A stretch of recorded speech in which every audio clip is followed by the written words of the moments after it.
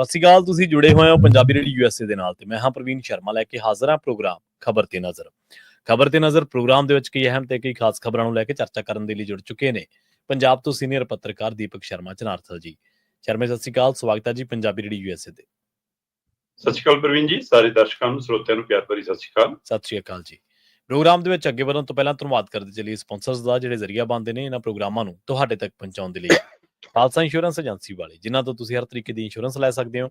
Insurance ਬਾਰੇ ਪਤਾ ਕਰਨ ਦੇ ਲਈ ਇਹਨਾਂ ਦਾ ਨੰਬਰ ਹੈ 408-272-2500। ਇਹ 1992 ਤੋਂ ਲਗਾਤਾਰ ਇੰਸ਼ੋਰੈਂਸ ਬਿਜ਼ਨਸ ਦੇ ਵਿੱਚ ਸ਼ਾਨਦਾਰ ਸੇਵਾਵਾਂ ਦੇ ਰਹੇ ਨੇ ਤੇ ਅਮਰੀਕਾ ਭਰ ਦੇ ਵਿੱਚ ਇੰਸ਼ੋਰੈਂਸ ਕਰਦੇ ਨੇ। ਓਬਾਮਾ ਕੇਅਰ, ਮੈਡੀਕੇਅਰ ਜਾਂ ਫਿਰ ਕਵਰਡ ਕੈਲੀਫੋਰਨੀਆ ਬਾਬਤ ਪਾਲਿਸੀ ਕਰਵਾਉਣ ਦੇ ਲਈ, ਸਲਾਹ ਲੈਣ ਦੇ ਲਈ ਅੱਜ ਹੀ ਕਾਲ ਕਰੋ 408-272-2500 ਤੇ। ਟਰਕੀਅਨ ਇਮੀਗ੍ਰੇਸ਼ਨ ਲਾ ਫਰਮ ਵਾਲੇ ਜੇ ਟਰਕੀਅਨ ਟੌਨੀ ਟਰਕੀਅਨ ਦੇ ਨਾਲ ਤੁਸੀਂ ਯੂਐਸ ਇਮੀਗ੍ਰੇਸ਼ਨ ਬਾਬਤ ਕੋਈ ਵੀ ਸਲਾਹ ਕਰਨੀ ਹੈ, ਕੋਈ ਵੀ ਸਵਾਲ ਪੁੱਛਣਾ ਤੇ ਇਹਨਾਂ ਦਾ ਨੰਬਰ ਹੈ 415-909-0503। Gurdeep Singh Birdi Clovis, Mandeep Singh, Sandeep Kaur San Jose, Amrik Singh Atwal, Jarnail Singh Yuba City, Jind Kaur Anayat Kaur Bakersfield, Mahinder Singh Mahinder Kaur Mattu Yuba City ਤੇ ਜਰਨੈਲ ਸਿੰਘ ਸਿਆਟਲ ਤੋਂ। ਇਹਨਾਂ ਸਾਰੇ ਹੀ ਸਪਾਂਸਰਸ ਦਾ ਬਹੁਤ ਬਹੁਤ ਧੰਨਵਾਦ। ਤੇ ਜੇਕਰ ਤੁਸੀਂ ਵੀ ਪੰਜਾਬੀ ਰੇਡੀਓ ਯੂਐਸਏ ਦੇ ਇਹਨਾਂ ਪ੍ਰੋਗਰਾਮਾਂ ਨੂੰ ਸਪਾਂਸਰ ਕਰਨਾ ਚਾਹੁੰਦੇ ਹੋ ਤਾਂ ਸਟੂਡੀਓ ਦਾ ਨੰਬਰ ਹੈ 408-272-5200। ਅੱਜ ਦਾ ਇਹ ਖਬਰ ਤੇ ਨਜ਼ਰ ਪ੍ਰੋਗਰਾਮ ਸਾਲ 2025 ਦੀ 9 ਮਾਰਚ ਦਾ ਅਪ੍ਰੈਲ ਦਾ ਪ੍ਰੋਗਰਾਮ ਹੈ ਤੇ ਦਿਨ ਅੱਜ ਬੁੱਧਵਾਰ ਹੈ। ਖਬਰਾਂ ਦੀ ਸ਼ੁਰੂਆਤ ਕਰੀਏ ਪੰਥਕ ਹਲਕਿਆਂ ਦੇ ਨਾਲ ਜੁੜੀ ਇੱਕ ਬੜੀ ਅਹਿਮ ਖਬਰ ਤੋਂ। ਸ਼ਰਮਾ ਜੀ ਕਹਿੰਦੇ ਜਥੇਦਾਰ ਸਾਹਿਬ ਪਹਿਲੇ ਪ੍ਰੀਖਿਆ ਦੇ ਵਿੱਚ ਪਾਸ ਹੋ ਗਏ ਹੈ ਤੇ ਹੁਣ ਇਸੇ ਕਰਕੇ ਦੂਸਰੇ ਜਥੇਦਾਰ ਸਾਹਿਬ ਨੂੰ ਜਿਹੜਾ ਮੈਦਾਨ ਦੇ ਵਿੱਚ ਉਤਾਰ ਦਿੱਤਾ ਗਿਆ। ਪ੍ਰਵੀਨ ਜੀ, ਜਦੋਂ ਗਿਆਨੀ ਕੁਲਦੀਪ ਸਿੰਘ ਗੜਗੱਜ ਹੋਰਾਂ ਨੂੰ ਤਖਤ ਸ੍ਰੀ ਕੇਸਗੜ੍ਹ ਸਾਹਿਬ ਦੇ ਜਥੇਦਾਰ ਹੋਰ ਨਾਲ ਹੀ ਉਹਨਾਂ ਨੂੰ ਸ੍ਰੀ ਅਕਾਲ ਤਖਤ ਸਾਹਿਬ ਦੇ ਕਾਰਜਕਾਰੀ ਜਥੇਦਾਰ ਵਜੋਂ ਸੇਵਾ ਸੰਭਾਲੀ ਗਈ ਸੀ ਜੀ, ਜਾਂ ਉਹਨਾਂ ਦੇ ਨਾਮ ਦਾ ਜਦੋਂ ਐਲਾਨ ਕੀਤਾ ਗਿਆ ਸੀਗਾ, ਉਸ ਸਮੇਂ ਹੀ ਨਾਲ ਹੀ ਬਾਬਾ ਟੇਕ ਸਿੰਘ ਧਨੌਲਾ ਦਾ ਨਾਮ ਵੀ ਨਾਲ ਹੀ ਆਇਆ ਸੀਗਾ ਕਿ ਉਹ ਤਖਤ ਸ੍ਰੀ ਦਮਦਮਾ ਸਾਹਿਬ ਦੇ ਜਥੇਦਾਰ ਲਾਏ ਜਾਂਦੇ ਨੇ। ਜੀ ਜੀ। ਪਰ ਅਜੇ ਤੱਕ ਇੰਨੇ ਦਿਨ ਬੀਤਣ ਦੇ ਬਾਵਜੂਦ ਵੀ ਬਾਬਾ ਟੇਕ ਸਿੰਘ ਧਨੌਲਾ ਹੋਰਾਂ ਨੇ ਸੇਵਾ ਨਹੀਂ ਸੰਭਾਲੀ ਸੀ। ਤੇ ਇਹ ਸਭ ਦੇ ਦਰਮਿਆਨ ਧਾਮੀ ਹੋਰਾਂ ਦੀ ਨਾਰਾਜ਼ਗੀ, ਧਾਮੀ ਹੋਰਾਂ ਦਾ ਵਾਪਸ ਆਉਣਾ, ਉਹ ਸਾਰੀ ਪ੍ਰਕਿਰਿਆ ਉਹਦੇ ਵਿੱਚ ਕਹਿੰਦੇ ਤੈਅ ਸੀਗਾ ਕਿ ਧਾਮੀ ਜੀ ਸ੍ਰੀ ਅਕਾਲ ਤਖਤ ਸਾਹਿਬ ਦੇ ਲਈ ਔਰ ਦਮਦਮਾ ਸਾਹਿਬ ਦੇ ਲਈ ਨਵੇਂ ਜਥੇਦਾਰ ਲੱਭਣਗੇ। ਤੇ ਜਿਹਦੇ ਲਈ ਉਹਨਾਂ ਨੇ ਭਾਲ ਵਿੱਢੀ ਵੀ, ਕਈ ਘਰਾਂ ਤੱਕ ਉਹ ਗਏ ਵੀ, ਕਈ ਘਰਾਂ ਤੱਕ ਗਏ ਵੀ, ਕਈ ਬੈਠਕਾਂ 'ਚ ਬੈਠੇ ਵੀ, ਤੇ ਉਹਦੇ ਬਾਵਜੂਦ ਵੀ ਉਹਨਾਂ ਨੂੰ ਖੈਰ ਨਹੀਂ ਪਈ, ਕੋਈ ਵਿਤਰ ਆਉਣ ਲਈ ਤਿਆਰ ਨਹੀਂ ਹੋਈ। ਪਰ ਇਹ ਸਭ ਦੇ ਦਰਮਿਆਨ ਗਿਆਨੀ ਕੁਲਦੀਪ ਸਿੰਘ ਗੜਗੱਜ ਹੋਰਾਂ ਨੂੰ ਜਿਸ ਤਰ੍ਹਾਂ ਤਖਤ ਸ੍ਰੀ ਕੇਸਗੜ੍ਹ ਸਾਹਿਬ ਵਿਖੇ ਰਾਤ ਨੂੰ 2:30 ਵਜੇ, ਜਦੋਂ ਅਜੇ ਗੁਰੂ ਗ੍ਰੰਥ ਸਾਹਿਬ ਜੀ ਦਾ ਪ੍ਰਕਾਸ਼ ਵੀ ਨਹੀਂ ਹੁੰਦਾ ਤਖਤ ਸਾਹਿਬ ਦੇ ਉੱਤੇ, ਉਸ ਸਮੇਂ ਉਹਨਾਂ ਨੂੰ ਮੱਥਾ ਟਿਕਾ ਕੇ ਦਸਤਾਰ ਦੇ ਕੇ ਇੱਕ ਕਮਰੇ 'ਚ ਚੱਲ ਰਹੇ ਅਖੰਡ ਪਾਠ ਸਾਹਿਬ ਦੇ ਸਥਾਨ ਤੇ ਲਿਜਾ ਕੇ ਤੇ ਕਿਹਾ ਗਿਆ ਲਓ ਜੀ ਕਿ ਉਹਨਾਂ ਨੇ ਸੇਵਾ ਸੰਭਾਲ ਲਈ। ਸੋ ਉਸ ਦਿਨ ਬਕਾਇਦਾ ਤਰੀਕ ਤੈਅ ਸੀ, ਸਮਾਂ ਤੈਅ ਸੀ, ਇਸ਼ਤਿਹਾਰ ਲੱਗੇ ਸੀ, ਮੀਡੀਆ 'ਚ ਜਾਣਕਾਰੀ ਸੀ ਕਿ ਦਿਨ ਦੇ ਵਿੱਚ ਉਹਨਾਂ ਨੇ ਇੰਨੇ ਵਜੇ ਸੇਵਾ ਸੰਭਾਲਣੀ ਹੈ। ਹਾਂਜੀ। ਪਰ ਜਦੋਂ ਉਹ ਪਹਿਲਾਂ ਸੰਭਾਲ ਗਏ ਤੇ ਉਹ ਤੋਂ ਬਾਅਦ ਹੋ ਹੱਲਾ ਵੀ ਮਚਿਆ, ਚਾਹੇ ਨਿਹੰਗ ਜਥੇਬੰਦੀਆਂ, ਚਾਹੇ ਦਮਦਮੀ ਟਕਸਾਲ, ਚਾਹੇ ਹੋਰ ਸੰਤ ਸਮਾਜ, ਹੋਰ ਸਿੰਕਰ ਸੰਪਰਦਾਵਾਂ। ਪਰ ਅਗਲੇ ਕਹਿੰਦੇ ਕਿ ਹੋ ਗਈ ਜੀ ਦਸਤਾਰਬੰਦੀ, ਤੁਹਾਨੂੰ ਬੁਲਾਇਆ ਨਹੀਂ ਬੁਲਾਇਆ, ਤੁਸੀਂ ਆਏ ਨਹੀਂ ਆਏ, ਹੈ ਨਾ, ਤੁਸੀਂ ਰੌਲਾ ਪਾਓ, ਸਾਡਾ ਕੰਮ ਹੋ ਗਿਆ। ਪਰ ਉਸ ਤੋਂ ਬਾਅਦ ਵੀ ਕਈ ਥਾਵਾਂ ਤੇ ਵਿਰੋਧ ਹੋ ਰਿਹਾ ਸੀ। ਵਿਰੋਧ ਗਿਆਨੀ ਕੁਲਦੀਪ ਸਿੰਘ ਗੜਗੱਜ ਦਾ ਨਹੀਂ ਹੋ ਰਿਹਾ ਸੀ, ਵਿਰੋਧ ਹੋ ਰਿਹਾ ਸੀ ਗਿਆਨੀ ਰਘਵੀਰ ਸਿੰਘ ਔਰ ਗਿਆਨੀ ਸੁਲਤਾਨ ਸਿੰਘ ਨੂੰ ਤੋਰਨ ਦੇ ਤਰੀਕੇ ਤੇ। ਬਿਲਕੁਲ ਸਹੀ। ਨਵੀਂ ਨਿਯੁਕਤੀ ਤੇ, ਸੋ ਨਿਯੁਕਤੀ ਦੇ ਤਰੀਕੇ ਤੇ। ਸੋ ਇਸ ਲਈ ਵਿਅਕਤੀ ਵਿਸ਼ੇਸ਼ ਦਾ ਕਿਸੇ ਦਾ ਵਿਰੋਧ ਨਹੀਂ ਸੀਗਾ। ਸੋ ਇਹ ਸਾਰੀ ਪ੍ਰਕਿਰਿਆ ਦੇ ਦਰਮਿਆਨ ਗਿਆਨੀ ਕੁਲਦੀਪ ਸਿੰਘ ਗੜਗੱਜ ਹੋਰਾਂ ਨੇ ਰਾਹ ਚੁਣਿਆ ਕਿ ਉਹ ਪੰਥਕ ਪਰਿਵਾਰਾਂ 'ਚ, ਹੈ ਨਾ, ਕੁਰਬਾਨੀਆਂ ਦੇਣ ਵਾਲੇ ਪਰਿਵਾਰਾਂ 'ਚ, ਹੈ ਨਾ, ਸਿੱਖੀ ਨਾਲ ਜੁੜੇ ਪਰਿਵਾਰਾਂ 'ਚ ਆਪ ਘਰੋਂ ਕਰੀ ਗਏ, ਉੱਥੋਂ ਦਸਤਾਰਾਂ ਲਈਆਂ ਤਾਂ ਕਿ ਇੱਕ ਮਾਹੌਲ ਬਣ ਸਕੇ। ਫਿਰ ਉਹ ਬਾਰ-ਬਾਰ ਜੋੜਾ ਘਰ 'ਚ, ਜਲ ਛਕਾਉਣ ਵਾਲੀ ਥਾਵਾਂ ਦੇ ਉੱਤੇ ਉਹ ਨਜ਼ਰ ਆਉਂਦੇ ਰਹੇ। ਫਿਰ ਉਹਨਾਂ ਦੀਆਂ ਕੁਝ ਵੀਡੀਓ ਸਾਹਮਣੇ ਆਉਣ ਲੱਗੀਆਂ ਜਦੋਂ ਉਹ ਗੁਰੂ ਘਰ ਮੱਥਾ ਟੇਕਣ ਆ ਰਹੇ ਨੌਜਵਾਨਾਂ ਨੂੰ, ਬੱਚਿਆਂ ਨੂੰ ਸੰਬੋਧਨ ਹੋ ਕੇ ਕਹਿੰਦੇ ਸੀ ਕਿ ਕੇਸ ਰੱਖੋ, ਦਸਤਾਰ ਸਜਾਓ, ਸੋ ਪੰਜਾਬੀ ਭਾਸ਼ਾ ਦੇ ਲੜ ਲੱਗੋ। ਸੋ ਇਸ ਤਰ੍ਹਾਂ ਦੇ ਸੰਦੇਸ਼, ਤਾਂ ਕਿ ਜਿਹੜਾ ਉਹਨਾਂ ਦੇ ਪ੍ਰਤੀ, ਉਹਨਾਂ ਦੀ ਆਉਣ ਦੇ ਕਾਰਨ, ਕਿ ਉਹਨਾਂ ਦੇ ਆਉਣ ਦਾ ਤਰੀਕਾ ਗਲਤ ਹੈ, ਉਹਦੇ ਪ੍ਰਤੀ ਜਿਹੜਾ ਰੋਸਾ ਸੀ ਉਸ ਨੂੰ ਠੰਡਾ ਕੀਤਾ ਜਾ ਸਕੇ, ਉਸ ਨੂੰ ਠਰਮਾਈ 'ਚ ਬਦਲਿਆ ਜਾ ਸਕੇ। ਸੋ ਕਿਤੇ ਨਾ ਕਿਤੇ ਬੇਸ਼ੱਕ ਉਹਨਾਂ ਤੋਂ ਸਰੋਪਾ ਲੈਣ ਤੋਂ ਇਨਕਾਰ ਕੀਤਾ ਸਿੱਖ ਪਰਿਵਾਰ ਨੇ ਸ੍ਰੀ ਅਕਾਲ ਤਖਤ ਸਾਹਿਬ ਦੇ ਗਲਿਆਰੇ 'ਚ ਜਦੋਂ ਆਯੋਜਨ ਸੀਗਾ ਗੁਰੂ ਗ੍ਰੰਥ ਸਾਹਿਬ ਜੀ ਦੇ ਪ੍ਰਕਾਸ਼ ਤੇ ਭੋਗ ਤੋਂ ਬਾਅਦ। ਪਰ ਉਹ ਤੋਂ ਬਾਅਦ ਉਹਨਾਂ ਨੇ ਪੰਜ ਸਿੰਘ ਸਭਾ ਦੀ ਅਚਨਚੇਤ ਬੈਠਕ ਬੁਲਾਈ।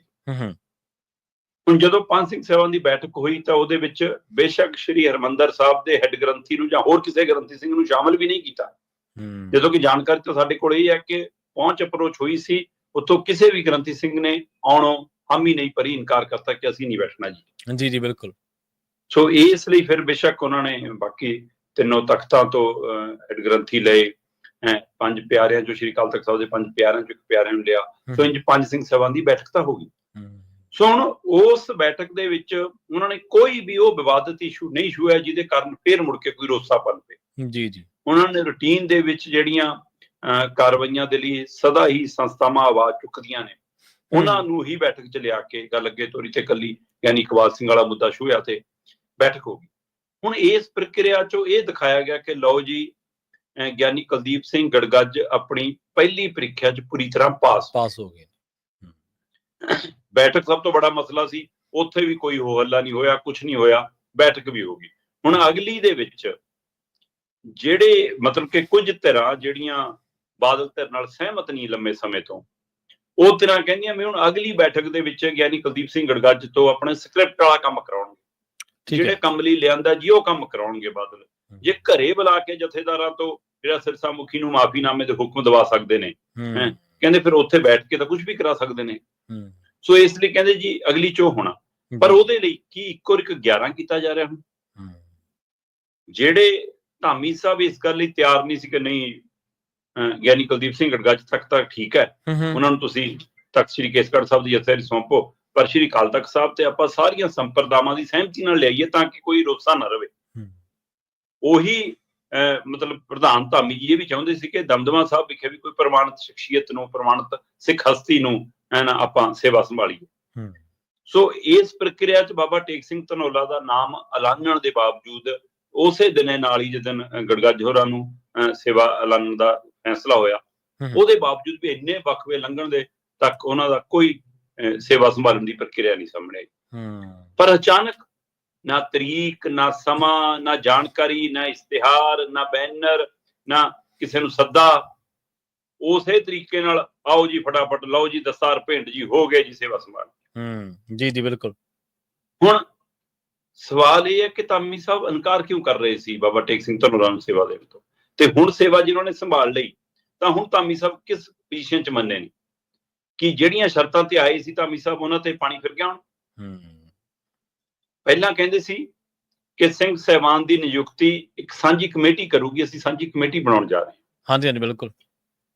ਫਿਰ ਜਦੋਂ ਬਜਟ ਇਜਲਾਸ ਆਇਆ SGPC ਦਾ, ਉਹਦੇ ਵਿੱਚ ਕੀ ਗੱਲ ਆਈ ਕਿ ਜੀ ਜੀ ਅਸੀਂ ਸੁਝਾਅ ਮੰਗ ਰਹੇ ਹਾਂ, ਆਪਣੇ ਆਪਣੇ ਸੁਝਾਅ ਸਾਨੂੰ ਭੇਜੋ ਜੀ। ਬਿਲਕੁਲ। ਤੇ ਜੀ ਬਾਅਦ ਚੋਂ ਕਮੇਟੀ ਬਣੂਗੀ ਤੇ ਉਹ ਕਮੇਟੀ ਜੀ ਸ਼੍ਰੀ ਅਕਾਲ ਤਖਤ ਸਾਹਿਬ ਦੇ ਜਥੇਦਾਰ ਸਰਵ ਪ੍ਰਮਾਣਿਤ ਚੁਣਿਆ ਕਰੂਗੀ। ਮਤਲਬ ਤੁਸੀਂ 2 ਤਖਤ ਬਾਹਰ ਕਰਤੇ ਉਹਦੇ ਵਿੱਚੋਂ। ਜੀ ਬਿਲਕੁਲ, ਆਪਣੇ ਆਪ ਹੀ। ਤੇ ਹੁਣ ਉਹ ਨਾ ਕਮੇਟੀ ਦਾ ਅਤਾ ਪਤਾ ਕੋਈ, ਨਾ ਸੁਝਾਵਾਂ ਦੀ ਕੋਈ ਜਾਣਕਾਰੀ ਹੈ, ਨਾ ਚੋਣ ਦੀ ਪ੍ਰਕਿਰਿਆ।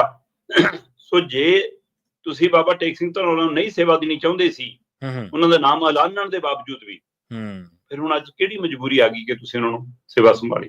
ਹਾਂ, ਜਿਹੜਾ ਸਿਧਾਂਤ ਤੁਸੀਂ ਗਿਆਨੀ ਹਰਪ੍ਰੀਤ ਸਿੰਘ ਉਹਨਾਂ ਨੂੰ ਹਟਾਉਣ ਲੱਗੇ ਵਰਤਿਆ, ਜਿਹੜਾ ਤੀਰ ਤੁਸੀਂ ਗਿਆਨੀ ਹਰਪ੍ਰੀਤ ਸਿੰਘ ਉਹਨਾਂ ਨੂੰ ਜਥੇਦਾਰੀ ਤੋਂ ਹਟਾਉਣ ਲੱਗੇ ਚਲਾਇਆ ਸੀ ਕਿ ਜੀ ਤੁਹਾਡੇ ਖਿਲਾਫ ਤਾਂ ਪਰਿਵਾਰਕ ਸ਼ਿਕਾਇਤ ਆ ਗਈ ਜੀ, ਆ ਮਸਲਾ ਆ ਗਿਆ ਜੀ। ਮੈਂ ਕਹਿੰਦਾ ਇਹ ਮਸਲਾ ਪੁਰਾਣਾ ਸੀ ਜਦੋਂ ਉਹਨਾਂ ਨੂੰ ਤੁਸੀਂ ਲੈ ਕੇ ਆਏ ਸੀ, ਜਦੋਂ ਉਹਨਾਂ ਨੂੰ ਹੈਡ ਗ੍ਰੰਥੀ ਵਜੋਂ ਵੀ, ਪ੍ਰਚਾਰਕ ਵਜੋਂ ਵੀ, ਜਾਂ ਫਿਰ ਤਖਤ ਦੀ ਜਥੇਦਾਰੀ ਵਜੋਂ ਵੀ ਲੈ ਕੇ, ਤਦ ਵੀ ਇਹ ਮਾਮਲਾ ਸੀ ਔਰ ਤੁਹਾਡੇ ਧਿਆਨ 'ਚ ਸੀ। ਔਰ ਤੁਸੀਂ ਉਸ ਫਾਈਲ ਨੂੰ ਪਰੇ ਰੱਖਦਿਆਂ ਕਿਹਾ ਸੀਗਾ ਕਿ ਜੀ ਇਹ ਤਾਂ ਸਾਰੀ ਪ੍ਰਕਿਰਿਆ ਅਦਾਲਤੀ ਤੌਰ ਤੇ ਨਿਬੜ ਚੁੱਕੀ ਹੈ, ਪਰਿਵਾਰਕ ਮਸਲਾ ਹੱਲ ਹੈ, ਇਹਦਾ ਕੋਈ ਉਹ ਨੀਗਾ, ਇਹਦੇ ਵਿੱਚੋਂ ਪਤਾ ਲੱਗਦਾ ਕਿ ਇਹ ਤਾਂ ਇੱਕ ਸ਼ਰਾਰਤੀ ਉਹ ਹੈ, ਤੇ ਉਸੇ ਨੂੰ ਤੁਸੀਂ ਆਧਾਰ ਬਣਾ ਕੇ ਜੀ। ਤੇ ਜੇ ਇਹੀ ਜੀ ਫਾਈਲ ਜਿਹਦੇ ਵਿੱਚੋਂ ਸਿੱਧੇ ਰੂਪ 'ਚ ਸੰਗਤਾਂ ਕਹਿੰਦੀਆਂ ਕਿ ਉਹਨਾਂ ਨੇ ਖੁਦ ਗਿਆਨੀ ਰਘਬੀਰ ਸਿੰਘ ਕਹਿੰਦੇ ਕਿ ਉਹਨਾਂ ਨੇ ਗੁਰੂ ਸਾਹਿਬ ਦੇ ਸਾਹਮਣੇ ਆ ਕੇ ਗੱਲ ਕਹਿਤੀ, ਤੇ ਜੇ ਹੋਊਗਾ ਤਾਂ ਜਥੇਦਾਰ ਸਾਹਿਬ ਦੇਖਣਗੇ, ਤੁਸੀਂ ਉਸ ਫਾਈਲ ਨੂੰ ਆਧਾਰ ਬਣਾ ਕੇ ਗਿਆਨੀ ਹਰਪ੍ਰੀਤ ਸਿੰਘ ਨੂੰ ਤੋਰ ਸਕਦੇ ਹੋ। ਤੇ ਫਿਰ ਉਹੀ ਜੀਆਂ ਤਾਂ ਕਹਿੰਦੇ ਖਾਸੀਆਂ ਫਾਈਲਾਂ ਨੇ ਬਾਬਾ ਟੇਕ ਸਿੰਘ ਧਨੌਲਾ ਦੀਆਂ ਤਿਆਰ ਹੋਈਆਂ ਵੀ, ਉਹਨਾਂ ਫਾਈਲਾਂ ਤੇ ਨਜ਼ਰਸਾਨੀ ਕਦੋਂ ਕਰੋਗੇ? ਕਿ ਉਹ ਇਸ ਲਈ ਰੱਖ ਲੀਆਂ ਕਿ ਜਿੱਦਣ ਬਾਬਾ ਟੇਕ ਸਿੰਘ ਧਨੌਲਾ ਵੀ ਕੋਈ ਮਾੜੀ ਜੀ ਸ਼ਕਤੀ ਦਿਖਾਵੇ, ਕੋਈ ਅੱਖ ਦਿਖਾਵੇ, ਕੋਈ ਫੈਸਲਾ ਤੁਹਾਡੇ ਸਕ੍ਰਿਪਟ ਤੋਂ ਬਾਹਰ ਜਾ ਕੇ ਕਰੇ, ਤੇ ਉਦੋਂ ਫਿਰ ਉਹਦੀ ਫਾਈਲ ਖੁੱਲ ਜੂਗੀ। ਇਹ ਮਤਲਬ ਹੈ, ਫਿਰ ਉਦੋਂ ਉਹਨੂੰ ਵੀ ਉਸੇ ਤਰ੍ਹਾਂ ਤੋਰ ਦਾਂਗੇ ਕਿ ਇਹ ਪਹਿਲੂ ਹੈ। ਸੋ ਹੁਣ ਮੰਨਿਆ ਇਹ ਜਾ ਰਿਹਾ ਕਿ ਇਸ ਮੌਕੇ ਲਿਆਉਣ ਦਾ ਭਾਵ ਇਹ ਹੈ ਕਿ ਵੀ ਜੇ ਸਾਡੇ ਪਹਿਲੇ ਜਥੇਦਾਰ ਸਾਹਿਬਾਨ ਪਾਸ ਹੋ ਗਏ, ਕੰਮ ਹੋ ਗਿਆ, ਤੇ ਹੁਣ ਦੂਸਰਿਆਂ ਨੂੰ ਵੀ ਤਾਰੋ, ਜੇ ਰੌਲਾ ਪੈਣਾ ਹੋਊਗਾ ਹੁਣ ਪੈ ਲਵੇ, ਤੇ ਜੇ ਰੌਲਾ ਇੱਧਰ ਨੂੰ ਪਊਗਾ ਤਾਂ ਆਪਾਂ ਜਾਨੂੰ 12-13 ਤਰੀਕ ਵਾਲਾ ਆਪਣਾ ਕੰਮ ਕਰਕੇ ਪਰੇ ਹੋ ਜਾਾਂਗੇ, ਪਈ ਜਾਵੇ ਰੌਲਾ। ਜੀ ਬਿਲਕੁਲ ਬਿਲਕੁਲ। ਇਹ ਹੈ, ਜਾਂ ਇਹ ਹੈ ਕਿ ਭਾਈ ਹੁਣ ਇੱਕੋ ਇੱਕ 11 ਹੋ ਗਏ ਨੇ, 2 ਇਕੱਠੇ ਨੇ, ਕੋਈ ਗੱਲ ਨਹੀਂ, ਹੁਣ ਆਪਾਂ ਅਗਲੇ ਕੰਮ ਅਗਲੀਆਂ ਬੈਠਕਾਂ 'ਚ ਆਪਣੇ ਹਿਸਾਬ ਨਾਲ ਕਰਵਾ ਲਾਂਗੇ, ਹੁਣ ਕੋਈ ਮਸਲਾ ਨਹੀਂ ਗਾ। ਸੋ ਆਉਂਦੇ ਦਿਨਾਂ 'ਚ 12-13 ਤਰੀਕ ਵੀ ਅਹਿਮ ਰਹਿਣ ਵਾਲੀ ਹੈ, ਔਰ ਵਿਚਰਨਾ ਅੱਜ ਨਹੀਂ ਤਾਂ ਕੱਲ ਨੂੰ ਇਨ ਸਿੰਘ ਸਾਹਿਬਾਨਾਂ ਨੂੰ ਸਿੱਖ ਸੰਪਰਦਾਵਾਂ 'ਚ ਖੁੱਲ੍ਹਿਆਮ ਪੈਣਾ ਹੀ ਹੈ। ਸੋ ਉਸ ਲਈ ਵੀ ਹੈ ਕਿ ਦਮਦਮੀ ਟਕਸਾਲ ਵੀ ਹੁਣ ਸੈਟਲ ਕਰ ਲਈ ਹੈ ਬਾਦਲ ਪਰਿਵਾਰ ਨੇ, ਇਹ ਵੀ ਦੇਖਣ ਵਾਲੀ ਗੱਲ ਹੈ। ਨਿਹੰਗ ਜਥੇਬੰਦੀਆਂ ਦਾ ਰੋਸਾ ਵੀ ਕੀ ਸੈਟਲ ਕਰ ਲਿਆ, ਇਹ ਵੀ ਦੇਖਣ ਵਾਲੀ ਗੱਲ ਹੈ। ਚਲੋ ਅਸੀਂ ਤਾਂ ਕਹਿੰਦੇ ਕਿ ਪ੍ਰਮਾਣਿਤ ਧਿਰਾਂ ਆਉਣ ਤੇ ਕੌਮ ਦੇ ਲਈ, ਪੰਥ ਦੇ ਲਈ ਕੰਮ ਕਰਨ, ਪਰ ਜਦੋਂ ਇਹ ਵਿਵਾਦ ਖੜੇ ਹੁੰਦੇ ਨੇ ਤਾਂ ਉਹ ਸਮੁੱਚੀ ਕੌਮ ਦੇ ਹਵਾਲੇ ਨਾਲ ਬਾਹਰ ਬੈਠ ਕੇ ਜਿਹੜੀਆਂ ਧਿਰਾਂ ਦੇਖਦੀਆਂ ਨੇ, ਉੱਥੋਂ ਸਾਨੂੰ ਫਿਕਰ ਹੁੰਦਾ। ਸੋ ਇਸ ਲਈ ਇਸ ਹਵਾਲੇ ਨਾਲ ਗੱਲ ਸੁਣੀ ਬਹੁਤ ਜ਼ਰੂਰੀ ਸੀ। ਜੀ ਬਿਲਕੁਲ। ਤੇ ਤੁਸੀਂ ਇਹ ਵੀ ਦੇਖੋ ਸ਼ਰਮਾ ਜੀ ਵੀ ਸਿਆਸਤ ਦੇ ਵਿੱਚ ਤਾਂ ਤਰ੍ਹਾਂ ਦੇ ਤਰੀਕੇ ਅਪਣਾਏ ਜਾਂਦੇ ਨੇ ਡੈਮੇਜ ਨੂੰ ਕੰਟਰੋਲ ਕਰਨ ਦੇ ਲਈ, ਪਰ ਹੁਣ ਇਹ ਤਰੀਕੇ ਪੰਥਕ ਮਾਮਲਿਆਂ ਦੇ ਵਿੱਚ ਵੀ ਅਪਣਾਏ ਜਾਣ ਲੱਗ ਪਏ ਨੇ। ਮਤਲਬ ਪ੍ਰਚਲਨ ਤਾਂ ਹੋ ਸਕਦਾ ਪਹਿਲਾਂ ਵੀ ਹੋਵੇ, ਆਪਾਂ ਕਿਹੜਾ ਉਦੋਂ ਸੀਗੇ, ਪਰ ਇਹ ਆ ਵੀ ਹੁਣ ਇਹਨਾਂ ਦਾ ਤਰੀਕਾ ਜਿਹੜਾ ਉਹ ਹੋਰ ਖੁੰਡਾ ਹੋ ਗਿਆ, ਹੋਰ ਸਿਆਸੀ ਹੋ ਗਿਆ। ਜੀ ਅਗਲੀ ਗੱਲ ਕਰੀਏ, ਗੱਲ ਉਹ ਵੀ ਪੰਥਕ ਮਾਮਲਿਆਂ ਦੇ ਨਾਲ ਹੀ ਜਾ ਜੁੜਦੀ ਹੈ, ਪੰਥਕ ਸਿਆਸਤ ਦੇ ਨਾਲ, ਪੰਥਕ ਇਸ਼ੂਜ਼ ਦੇ ਨਾਲ ਜਾ ਜੁੜਦੀ ਹੈ। ਡੇਰਾ ਸਿਰਸਾ ਮੁਖੀ ਕਹਿੰਦੇ ਇੰਨੀਆਂ ਕੁ ਮਿਹਰਬਾਨੀਆਂ ਹੋ ਰਹੀਆਂ ਨੇ, ਸਰਕਾਰ ਬੜੀ ਦਿਆਲ ਹੈ। 13ਵੀਂ ਵਾਰ 21 ਦਿਨਾਂ ਦੀ ਫਰਲੋ ਮਿਲੀ ਹੈ। ਮੈਨੂੰ ਚੰਗੀ ਤਰ੍ਹਾਂ ਯਾਦ ਆ, ਆਪਾਂ ਨਵੰਬਰ ਜਾਂ ਦਸੰਬਰ ਦੇ ਵਿੱਚ ਸਿਆਲਾਂ ਦੇ ਵਿੱਚ ਚਰਚਾ ਕੀਤੀ ਸੀ, ਤੇ ਉਦੋਂ ਤੁਸੀਂ ਬਾਤ ਤਫਸੀਲ ਕਿ ਪਹਿਲੀ ਉਦੋਂ ਆ ਚੋਣ ਸੀ, ਸ਼ਾਇਦ ਉਦੋਂ ਚੋਣਾਂ ਦੇ ਹਵਾਲੇ ਦੇ ਨਾਲ ਗੱਲ ਹੋਈ ਸੀ। ਪ੍ਰਵੀਨ ਜੀ, ਮੈਨੂੰ ਲੱਗਦਾ ਕਿ ਇਹਨਾਂ ਨੂੰ ਆਪਣੀ ਸ਼ਬਦਾਵਲੀ ਪੈਰੋਲ ਦੇਣ ਲੱਗਿਆਂ ਬਦਲ ਲੈਣੀ ਚਾਹੀਦੀ ਹੈ। ਜੀ ਜੀ। ਇਹ ਕਹਿਣਾ ਚਾਹੀਦਾ ਕਿ ਗੁਰਮੀਤ ਸਿੰਘ ਰਾਮ ਰਹੀਮ ਡੇਰਾ ਸਿਰਸਾ ਮੁਖੀ ਹੁਣ 21 ਦਿਨਾਂ ਦੀ ਸਜ਼ਾ ਕੱਟਣ ਬਾਹਰ ਆ ਰਿਹਾ। ਸਜ਼ਾ ਤਾਂ ਉਹਨੂੰ ਬਾਹਰ ਲੱਗੀ ਹੋਈ ਹੈ, ਮੈਨੂੰ ਲੱਗਦਾ ਬਾਰ-ਬਾਰ ਬਾਹਰ ਆਉਂਦਾ, ਛੁੱਟੀ ਕੱਟਣ ਦਾ ਅੰਦਰ ਜਾਂਦਾ ਜਿਵੇਂ ਉਹ। ਮਤਲਬ ਇੰਨੀ ਮਿਹਰਬਾਨੀ, ਇੱਕ ਕਾਤਲ, ਇੱਕ ਬਲਾਤਕਾਰੀ ਜਿਹਨੂੰ ਅਦਾਲਤ ਨੇ ਕਰਾਰ ਦਿੱਤਾ ਹੋਵੇ, ਸਜ਼ਾ ਜ਼ਾਬਤਾ, ਬਿਲਕੁਲ ਸਜ਼ਾ ਜ਼ਾਬਤਾ ਵਿਅਕਤੀ ਹੋਵੇ, ਤੇ ਉਹਦੇ ਤੇ ਹਰ 3 ਮਹੀਨਿਆਂ ਬਾਅਦ ਮਿਹਰਬਾਨੀ ਵੀ ਇਸ ਕਦਰ ਹੁੰਦੀ ਆ ਕਿ 1 ਮਹੀਨਾ ਉਹ ਪਹਿਲਾਂ ਹੀ ਬਾਹਰ ਰਹਿ ਚੁੱਕਿਆ ਹੁੰਦਾ, ਅਗਲੇ 2.5-3 ਮਹੀਨਿਆਂ ਬਾਅਦ ਫਿਰ ਬਾਹਰ ਹੁੰਦਾ, ਫਿਰ 1 ਮਹੀਨਾ ਜਾਂ 1 ਮਹੀਨੇ ਤੋਂ ਵੱਧ ਵਕਫਾ ਬਾਹਰ ਹੁੰਦਾ, ਫਿਰ 2.5-3 ਮਹੀਨੇ ਉਹਦੇ ਰੂਟੀਨ ਹੈ। ਬਿਲਕੁਲ ਬਾਰ-ਬਾਰ ਪੈਰੋਲ, ਔਰ ਮਤਲਬ ਕਿ 20 ਸਾਲੀ ਉਹਨੂੰ ਸਜ਼ਾ ਹੈ, ਔਰ ਸਜ਼ਾ ਵੀ ਇਸ ਕਦਰ ਹੈ ਕਿ ਇੱਕ ਪੂਰੀ ਹੋਊਗੀ ਫਿਰ ਦੂਈ ਸ਼ੁਰੂ ਹੋਊਗੀ ਜੀ, ਹੈ ਨਾ। ਤੇ ਉਸ ਬੰਦੇ ਦੇ ਹਵਾਲੇ ਨਾਲ ਇਹ ਸਵਾਲ ਇਸ ਲਈ ਵੱਡਾ ਕਿ ਇੱਕ ਤਾਂ ਆਪਣੇ ਪਿੰਡਾਂ ਦੇ ਵਿੱਚ ਜੇ ਆਪਾਂ ਝਾਤ ਮਾਰੀਏ ਪ੍ਰਵੀਨ ਜੀ, ਤਾਂ ਹਰ ਪਿੰਡ 'ਚ 1-2 ਬੰਦੇ ਇਹੋ ਜਿਹੇ ਹੁੰਦੇ ਨੇ ਜਿਹੜੇ ਕਿਸੇ ਨਾ ਕਿਸੇ ਪਰਿਵਾਰਕ ਝਗੜੇ ਕਰਕੇ, ਜ਼ਮੀਨ ਦੇ ਝਗੜੇ ਕਰਕੇ, ਕਿਸੇ ਰਿਸ਼ਤੇਦਾਰੀ ਦੇ ਮਸਲੇ ਕਰਕੇ, ਕਿਸੇ ਹੋਰ ਪਹਿਲੂ ਤੋਂ ਕਤਲ-ਕੁਤਲ ਦੇ ਮਾਮਲੇ 'ਚ ਅੰਦਰ ਗਏ ਹੁੰਦੇ ਨੇ। ਆਮ ਹੁੰਦਾ ਪਿੰਡਾਂ 'ਚ, 1-2 ਪਿੰਡ ਛੱਡ ਕੇ ਤਾਂ ਇਹ ਘਟਨਾ ਆਮ ਹੈਗੀਆਂ ਨੇ ਅਜੇ ਵੀ। ਸੋ ਝਾਤ ਮਾਰ ਕੇ ਦੇਖੋ ਕਿ ਕਦੇ ਕਿੰਨੇ ਕੁ ਚੇਤੇ ਨੇ ਤੁਹਾਨੂੰ ਕਿ ਹਰ 30 ਮਹੀਨੇ ਬੰਦਾ ਪਿੰਡ ਆਇਆ ਹੁੰਦਾ ਛੁੱਟੀ ਕੱਟਣ। ਬਹੁਤ ਔਖਾ। ਸੋ 3-3 ਮਹੀਨੇ ਬਾਅਦ ਛੱਡੋ, ਸਾਲ 'ਚ ਇੱਕ ਵਾਰ ਨਹੀਂ, ਕਈ ਵਾਰ ਦਿਖਦੇ, ਕਈ ਵਾਰ ਸਾਰੀ 20 ਸਾਲੀ ਸਜ਼ਾ 'ਚੋਂ 5-4 ਵਾਰ ਦਿਖਦੇ ਆ ਮਸਾਂ, ਤੇ ਉਹ ਵੀ ਪਤਾ ਨਹੀਂ ਕਿਵੇਂ ਲੈ ਦੇ ਕੇ ਮੱਥੇ ਟੇਕ ਕੇ ਮਿਲਦੀ ਹੈ, ਜੇ ਪੈਰੋਲ ਮਿਲਦੀ ਹੈ, ਸਾਰਿਆਂ ਨੂੰ ਪਤਾ। ਪਰ ਇੱਥੇ ਬਾਰ-ਬਾਰ ਮਿਹਰਬਾਨੀ। ਔਰ ਇਹਦੇ ਵਿੱਚ ਵੀ ਇੱਕ ਨੁਕਤਾ ਬਹੁਤ ਅਹਿਮ ਹੈ ਕਿ ਇਹ ਮਾਮਲਾ ਕੱਲਾ ਕਤਲ ਤੇ ਬਲਾਤਕਾਰ ਨਾਲ ਸੰਬੰਧਿਤ ਬਾਬੇ ਦਾ ਨਹੀਂ ਹੈ। ਧਾਰਮਿਕ ਭਾਵਨਾਵਾਂ ਦੇ ਹਵਾਲੇ ਨਾਲ ਵੀ ਇਸ ਨੂੰ ਬਾਹਰ ਲਿਆਉਣਾ ਕਿੰਨਾ ਕੁ ਸਹੀ ਹੈ, ਇਹ ਸੋਚਣ ਵਾਲੀ ਗੱਲ ਹੈ। ਕਿਉਂਕਿ ਸ੍ਰੀ ਗੁਰੂ ਗ੍ਰੰਥ ਸਾਹਿਬ ਜੀ ਦੇ ਬੇਅਦਬੀ ਦੇ ਮਾਮਲਿਆਂ ਦੇ ਵਿੱਚ ਵੀ ਇਹ ਨਾਮ ਬੋਲਦਾ, 10ਵੇਂ ਪਾਤਸ਼ਾਹ ਸ੍ਰੀ ਗੁਰੂ ਗੋਬਿੰਦ ਸਿੰਘ ਦੇ ਸਵਾਂਗ ਰਚਨ ਦੇ ਮਾਮਲੇ 'ਚ ਵੀ ਇਹ ਨਾਮ ਬੋਲਦਾ, ਵਿਵਾਦਤ ਫਿਲਮਾਂ ਕਰਕੇ ਵੀ ਨਾਮ ਬੋਲਦਾ, ਤੇ ਉਹ ਤੋਂ ਬਾਅਦ ਇਹਦੀਆਂ ਮਾਫੀਨਾਮੀਆਂ ਦੇ ਕਾਰਨ ਜਿਹੜਾ ਰੋਸਾ ਪਨਪਿਆ ਉਹ ਸਾਰਾ ਕੁਛ ਮਾਮਲਾ। ਸੋ ਉਹ ਸਾਰੀਆਂ ਭਾਵਨਾਵਾਂ ਦਾ ਵੀ ਧਿਆਨ ਨਹੀਂ, ਇਹਨੂੰ ਮਿਲੀਆਂ ਸਜ਼ਾਵਾਂ ਦਾ ਵੀ ਧਿਆਨ ਨਹੀਂ, ਮਿਹਰਬਾਨੀਆਂ ਨੇ। ਤੇ ਸਰਕਾਰ ਜਿਹਦੇ ਤੇ ਮਿਹਰਬਾਨ ਹੋਵੇ, ਹੈ ਨਾ, ਫਿਰ ਤਾਂ ਮਤਲਬ ਕਿ ਰੱਬ ਨੂੰ ਵੀ ਕੀ ਸਮਝਦੀਆਂ ਨੇ ਜੀ। ਸਹੀ। ਸੋ ਇਹ ਉਹ ਉਸ ਦੇ ਵਿੱਚੋਂ ਨਿਕਲੀ ਘਟਨਾ। ਸੋ ਟੈਸਟਿੰਗ ਕਿਵੇਂ ਹੁੰਦੀ ਹੈ? ਪਹਿਲੀਆਂ 2 ਪੈਰੋਲ ਡੇਰਾ ਸਿਰਸਾ ਮੁਖੀ ਨੂੰ 1-1 ਦਿਨ ਦੀ ਮਿਲਦੀ ਹੈ, ਔਰ ਪਹਿਲੀ ਜੀ ਕਹਿੰਦੇ ਕਿ ਮਾਂ ਨੂੰ ਮਿਲਣਾ, ਇਸ ਲਈ 2020 ਦੇ ਵਿੱਚ 1 ਦਿਨ ਦੀ ਪੈਰੋਲ ਮਿਲ ਗਈ। ਚਲੋ ਜੀ, ਹੋ ਗਿਆ, ਆ ਕੇ ਚਲਾ ਗਿਆ, ਕੋਈ ਹਗਾਮਾ ਨਹੀਂ, ਕੋਈ ਕੁਛ ਨਹੀਂ, ਜਿਵੇਂ ਆਪਾਂ ਕਹਿ ਰਹੇ ਹਾਂ ਜਥੇਦਾਰੀ ਦੇ ਮਾਮਲੇ 'ਚ ਹੋ ਗਿਆ, ਉਸੇ ਤਰ੍ਹਾਂ ਫਿਰ ਇੱਥੇ ਵੀ ਅਗਲੇ ਕਹਿੰਦੇ ਕਿ ਪਾਸ ਹੋ ਗਈ ਗੱਲ। ਅਗਲੀ ਵਾਰ ਫਿਰ ਟੈਸਟਿੰਗ ਲਈ 12 ਘੰਟੇ ਦੀ ਪੈਰੋਲ ਮਿਲੀ ਕਿ ਮਾਂ ਨੂੰ ਮਿਲ ਕੇ ਵਾਪਸ ਜਾਣਾ ਜੀ। ਇਹ ਹੁਣ 2021 ਚੜ ਗਿਆ, 2020 'ਚ 1 ਦਿਨ ਦੀ, 2021 'ਚ 1 ਦਿਨ ਦੀ। ਜਦੋਂ ਉੱਥੇ ਵੀ ਕੋਈ ਮਸਲਾ ਨਹੀਂ ਹੋਇਆ, ਬਸ ਫਿਰ 2022 ਚੜ੍ਹਦੇ ਹੀ ਦਰਵਾਜ਼ਾ ਖੁੱਲਿਆ 2022 ਚ ਵੀ 3 ਵਾਰ, 2023 ਚ ਵੀ 3 ਵਾਰ, 2024 ਚ ਵੀ 3 ਵਾਰ ਤੇ 2025 ਚ ਅਜੇ ਅਸੀਂ ਚੌਥੇ ਮਹੀਨੇ ਚ 2 ਵਾਰ ਪੈਰੋਲ ਹੋ ਗਈ। ਫਿਰ ਇੱਥੋਂ ਅੰਦਾਜ਼ਾ ਲਾਓ ਕਿ ਮਿਹਰਬਾਨੀ ਕਿਵੇਂ ਹੈ। 2022 ਦੇ ਵਿੱਚ ਫਰਵਰੀ 2022 21 ਦਿਨਾਂ ਦੀ ਪੈਰੋਲ ਤੇ ਆਇਆ, ਜੂਨ 2022 30 ਦਿਨਾਂ ਦੀ ਪੈਰੋਲ ਤੇ ਆਇਆ, ਠੀਕ ਹੈ ਜੀ। ਫਿਰ ਅਕਤੂਬਰ 2022 40 ਦਿਨਾਂ ਦੀ ਪੈਰੋਲ ਤੇ ਆਇਆ। ਹੁਣ ਅਕਤੂਬਰ ਚ ਜੇ ਤੁਸੀਂ 40 ਦਿਨਾਂ ਦੀ ਪੈਰੋਲ ਤੇ ਆ ਰਹੇ ਹੋ ਤਾਂ ਅਕਤੂਬਰ ਤੱਕ ਗਿਆ, ਨਵੰਬਰ ਵੀ ਆ ਗਿਆ ਵਿੱਚ, ਤੇ ਉਸ ਤੋਂ ਬਾਅਦ ਦਸੰਬਰ ਹੀ ਲੰਘਦਾ, ਜਨਵਰੀ 2023 ਚ ਫਿਰ 40 ਦਿਨਾਂ ਦੀ ਪੈਰੋਲ ਹੈ। ਫਿਰ ਉਸ ਤੋਂ ਬਾਅਦ ਜੁਲਾਈ 2023 ਦੇ ਵਿੱਚ ਫਿਰ 30 ਦਿਨਾਂ ਦੀ ਪੈਰੋਲ ਹੈ। ਫਿਰ ਨਵੰਬਰ 2023 ਚ ਫਿਰ 21 ਦਿਨਾਂ ਦੀ ਪੈਰੋਲ ਹੈ। ਹੁਣ ਨਵੰਬਰ ਚ 21 ਦਿਨਾਂ ਦੀ ਆ ਰਿਹਾ, ਨਵੰਬਰ ਗਿਆ, ਦਸੰਬਰ ਟੱਪਿਆ ਨਹੀਂ, ਜਨਵਰੀ ਚ ਫਿਰ 50 ਦਿਨਾਂ ਦੀ ਆ ਗਈ 2024 ਚ। ਬਿਲਕੁਲ ਜੀ, ਆਪਾਂ ਉਦੋਂ ਖਬਰਾਂ ਕਰਦੇ ਸੀ। ਅਗਸਤ ਚ ਫਿਰ 21 ਦਿਨਾਂ ਦੀ ਆ ਗਈ, ਫਿਰ ਅਕਤੂਬਰ 2024 ਦੇ ਵਿੱਚ ਫਿਰ 20 ਦਿਨਾਂ ਦੀ ਆ ਗਈ, ਤੇ ਅਕਤੂਬਰ ਤੋਂ ਬਾਅਦ ਫਿਰ ਜਨਵਰੀ ਚੜ ਗਿਆ 2025 ਦਾ, ਜਨਵਰੀ ਚੜ੍ਹਦੇ ਹੀ ਫਿਰ 30 ਦਿਨਾਂ ਦੀ ਆ ਗਈ, ਜਨਵਰੀ ਲੰਘਿਆ ਨਹੀਂ, ਫਰਵਰੀ ਮਾਰਚ ਟੱਪਦੀ, ਅਪ੍ਰੈਲ ਦੇ ਵਿੱਚ ਫਿਰ ਤੁਸੀਂ 21 ਦਿਨਾਂ ਦੀ ਪੈਰੋਲ ਦੇਤੀ।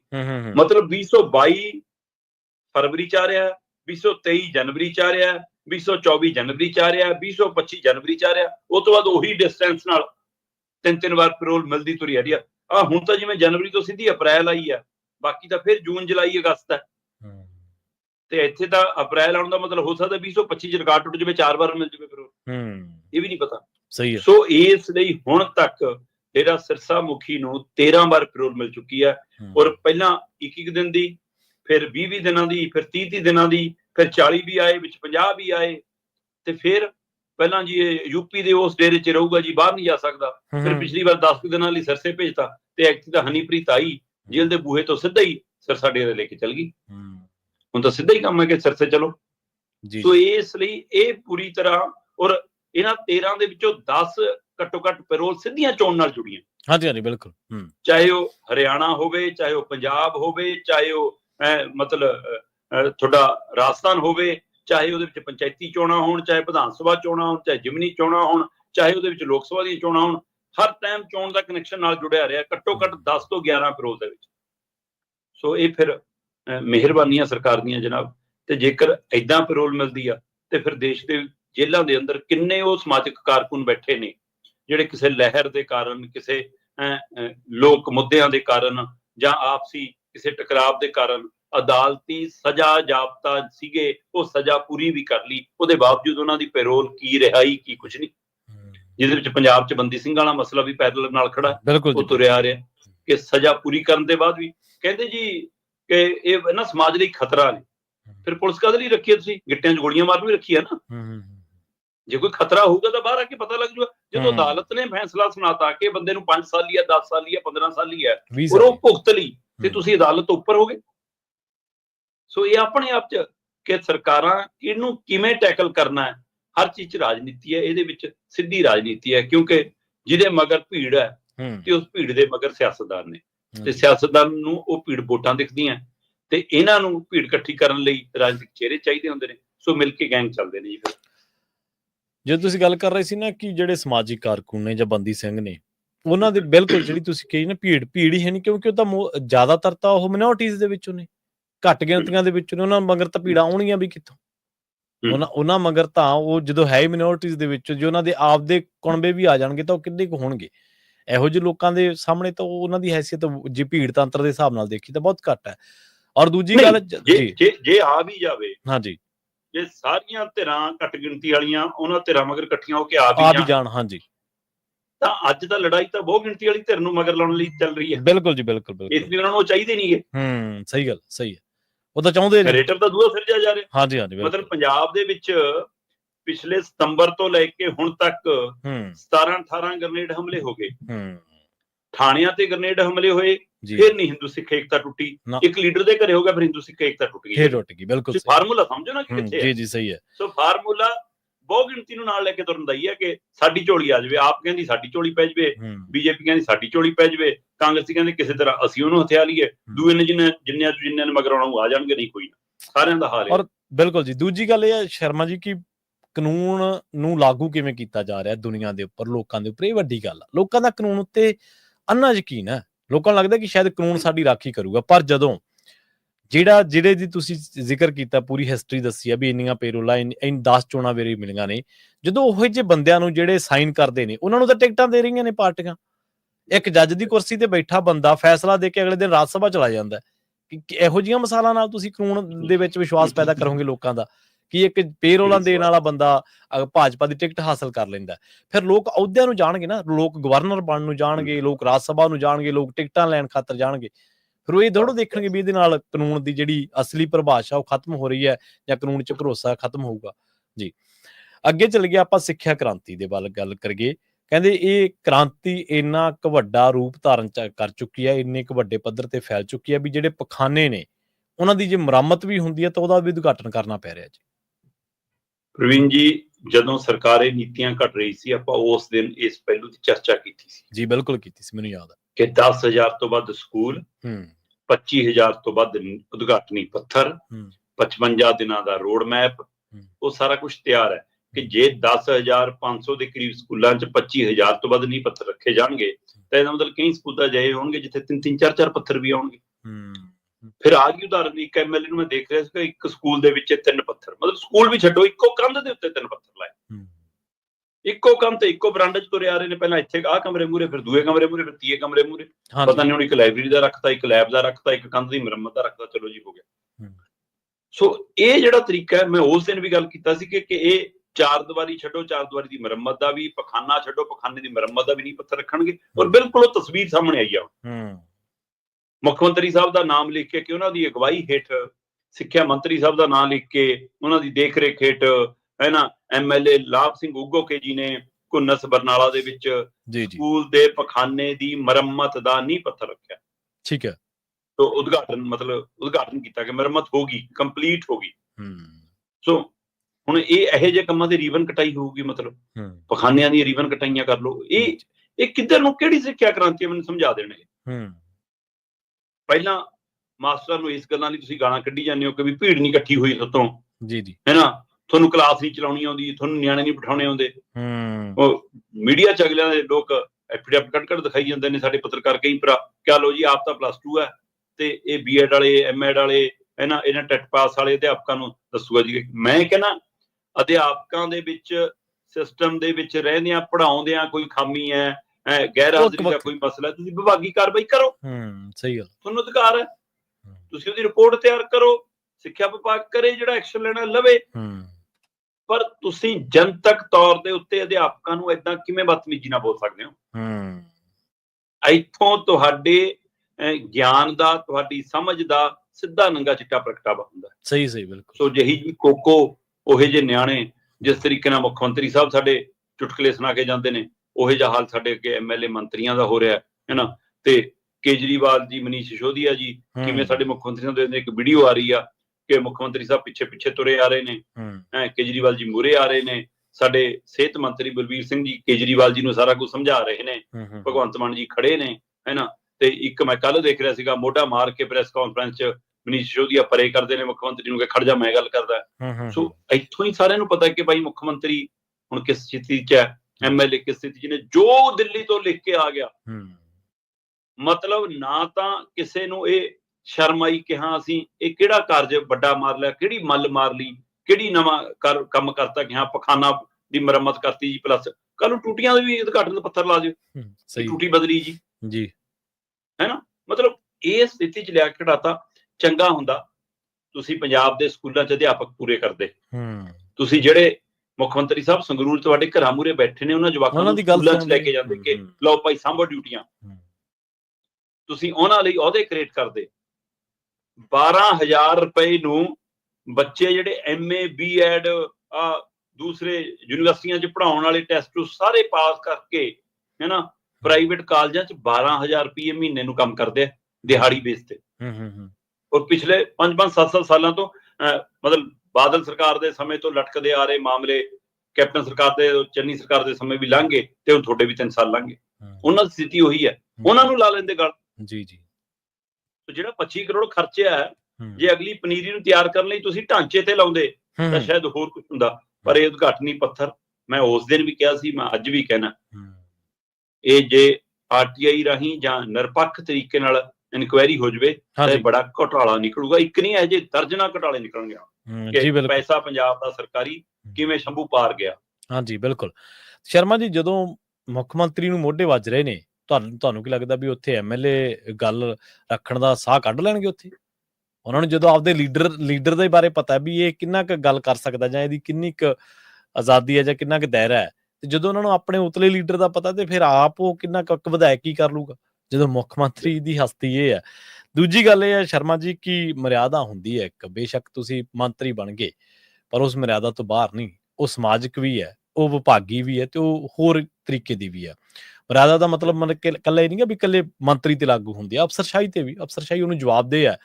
ਪਰ ਜੇਕਰ ਤੁਹਾਡੇ, ਜਿਵੇਂ ਤੁਸੀਂ ਦੱਸਿਆ, ਮੈਨੂੰ ਬਹੁਤ ਚੰਗੀ ਲੱਗੀ ਗੱਲ, ਵੀ ਜੇ ਟੀਚਰ ਨੇ ਕੰਮ ਨਹੀਂ ਕੀਤਾ ਤਾਂ ਵਿਭਾਗ ਦੇ ਵੱਲੋਂ ਜਾਂ ਵਿਭਾਗ ਦੁਆਰਾ ਉਹ ਕੰਮ ਕਰੋ ਨਾ। ਕਿਸੇ ਨੂੰ ਨਿੱਜੀ ਲੈਣ ਦੀ ਕੀ ਲੋੜ ਹੈ? ਜੌੜਾ ਮਾਜਰਾ ਸਭ ਤੋਂ ਪਹਿਲਾਂ ਹੀ ਇਹ ਜਿਹੜੇ ਵਿਵਾਦਾਂ ਦੇ ਵਿੱਚ ਰਹਿ ਚੁੱਕੇ ਨੇ, ਹਾਲਾਂਕਿ ਉਸ ਮਾਮਲੇ 'ਚ ਚਲੋ ਇਹਨਾਂ ਨੂੰ ਖਾਸਾ ਸਮਰਥਨ ਮਿਲ ਗਿਆ ਸੀਗਾ, ਕਿਉਂਕਿ ਉਦੋਂ ਇਨਕਲਾਬ ਨਵਾਂ ਸੀਗਾ। ਜਦੋਂ ਬਾਬਾ ਫਰੀਦ ਦੇ ਵਿੱਚ ਗਏ ਸੀ, ਰਾਜ ਬਹਾਦਰ ਨਾਲ ਦੇ ਨਾਲ ਪੇਚਾ ਪਿਆ ਸੀ, ਉਦੋਂ ਗੱਲਾਂ ਕੁਛ ਹੋਰ ਸੀ, ਪਬਲਿਕ ਸੈਂਟੀਮੈਂਟ ਕੁਛ ਹੋਰ ਸੀਗੇ, ਪਰ ਹੁਣ ਲੋਕਾਂ ਨੇ ਖਾਸਾ ਵਿਰੋਧ ਕੀਤਾ।